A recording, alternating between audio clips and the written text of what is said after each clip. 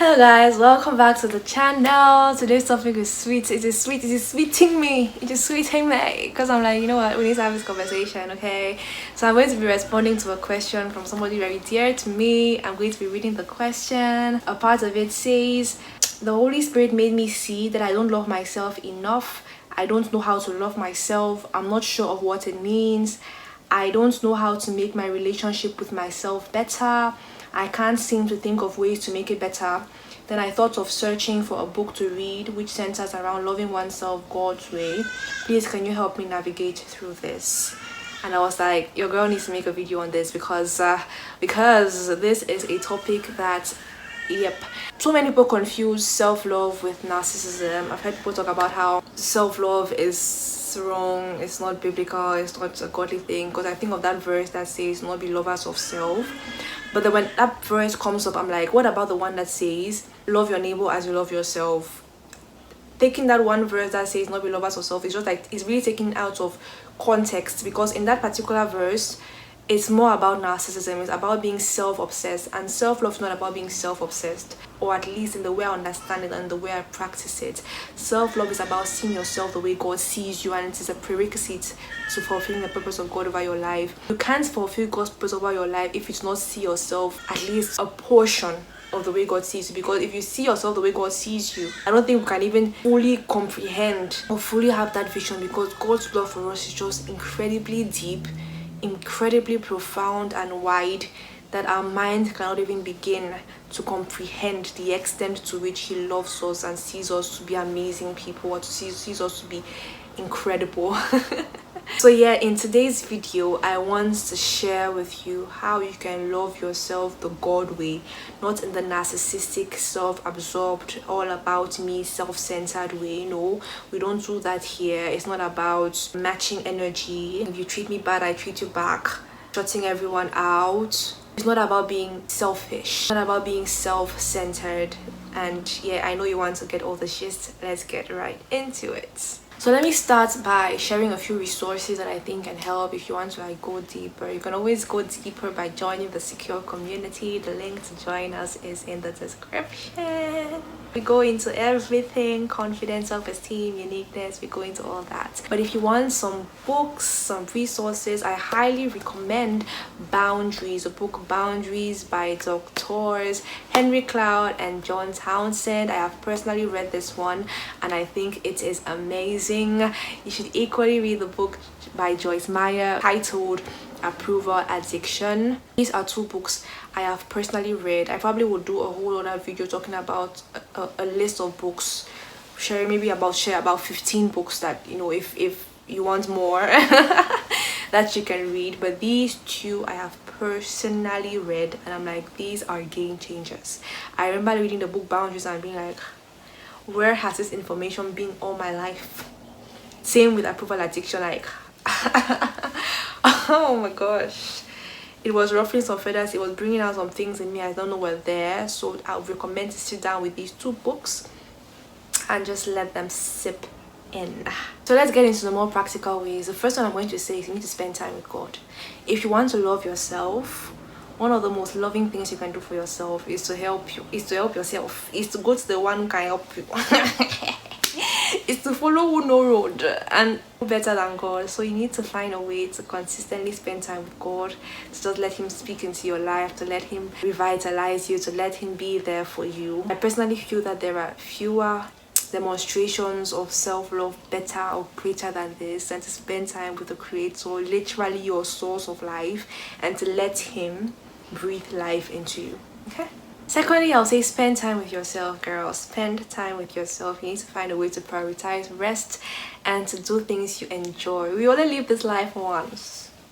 This is not the rehearsal, okay? We're not rehearsing for life. Oh my god, I'm saying these things and I'm like, yeah. But we need to find a way to spend time with ourselves, to prioritize rest and the things that give us joy, the people who give us joy. Thirdly, practice gratitude. Oh my god, I have a resource that is coming out very soon. I don't want to let the cat out of the bag yet, but I feel like this is something that is really going to help put all these into perspective. So just watch out. Subscribe so you don't miss when this resource becomes available. Subscribe.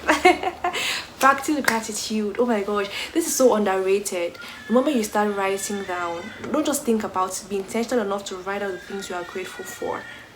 You begin to realize, oh my gosh, the impact that this has on your day, on your mental health in general, when you're just able to be grateful for things, is unimaginable, is incomparable. So just try that, okay? Start a gratitude list and write out the things that you are grateful for. The next is to set boundaries, and if you're reading the book Boundaries, this is gonna help you more practically. See, I don't know why, I always say I don't know how the message of boundaries not get to me earlier. It's like this secret hack that everybody else had been practicing, and I was the only one who was left behind, not understanding boundaries. Or I feel like maybe in the African culture, in the African community, just something I don't talk about enough. The moment you grasp boundaries, you begin to understand. The next thing I'll say is learn your unique traits. Okay, learn your unique traits. What are those things that you're good at? What are those things that are your strengths, your weaknesses? Know yourself. In order to love yourself, you need to know yourself. So sit down with the pen and the paper and do some deep introspection. What am I good at? What are my qualities? What are the things that are true about me? When a lie comes to you, you're able to point it out and say, no, that's not true. No, that's not true, sorry. The next thing I'll say is you need to celebrate small wins, okay? Okay. People who love themselves are proud of themselves and they celebrate small wins. They celebrate small wins. Don't wait for when you've achieved that big, very big thing. No. People who love themselves are able to appreciate themselves and vibe all the way. Just along the journey, they're able to celebrate, they're able to enjoy it. That's one of the highlights of loving yourself. As I'm on this journey, I might not be where I want to go, I might not have arrived yet, but while I am on this journey, I'm so proud of myself.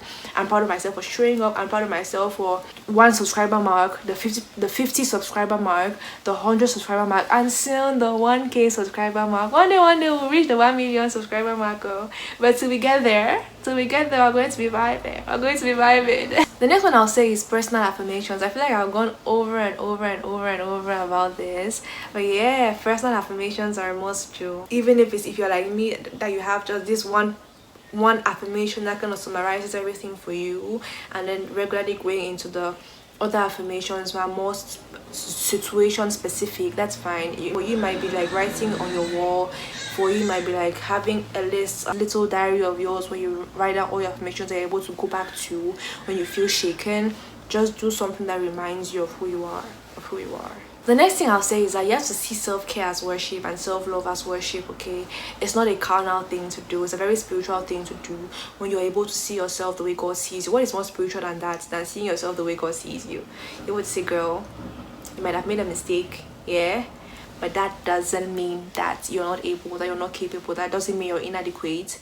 Girl, someone might have said this thing to you or that, but that is more about them.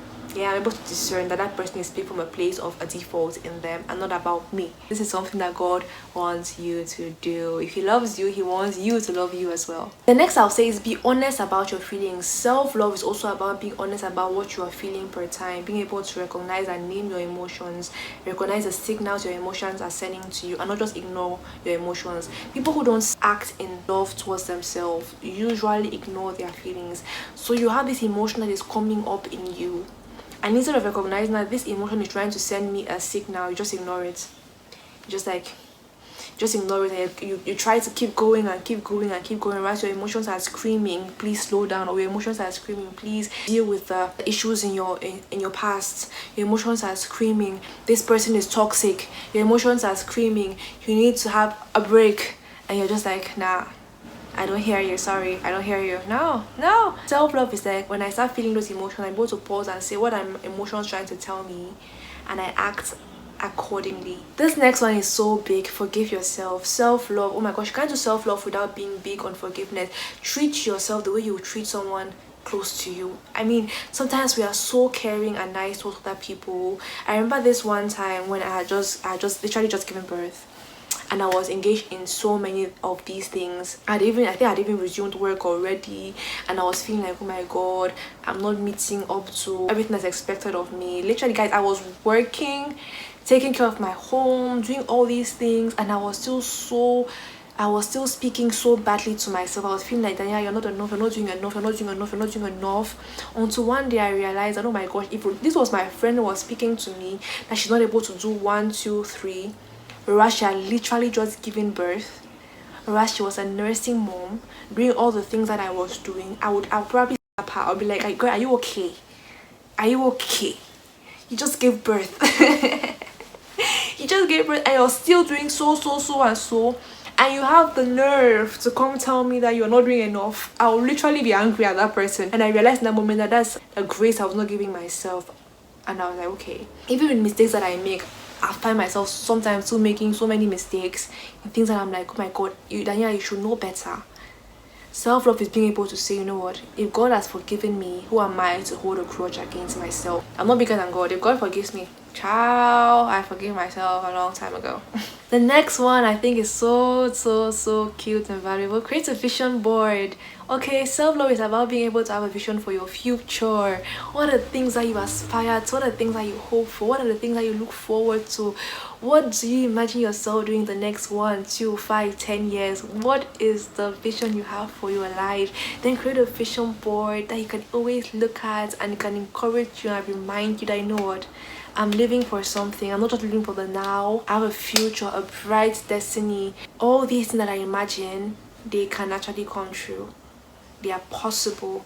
And I'm going to work and pray. Work as if it all depends on me. Pray as if it all depends on God to see them come to pass. This next one as well, invest in personal growth. Invest in personal growth, okay? If you love yourself, build yourself up. You know, that course you want to take, that book you want to write, that career you want to pursue, that skill you want to gain, invest in yourself. That knowledge you want to acquire, those books you want to read, build yourself up. You're your personal investment. Build yourself. Whatever it takes to get you being the best of yourself, do it. If you need to save money to afford it, if you need to work harder to afford it, if you need to, you know, cut down on your expenses to afford it, that can be an incredible act of self-love where you're able to, like, you know, budget, arrange your finances, arrange your timetable to make time for this, anything that's going to help you get better and become bigger, increase your capacity from the inside. Please do it.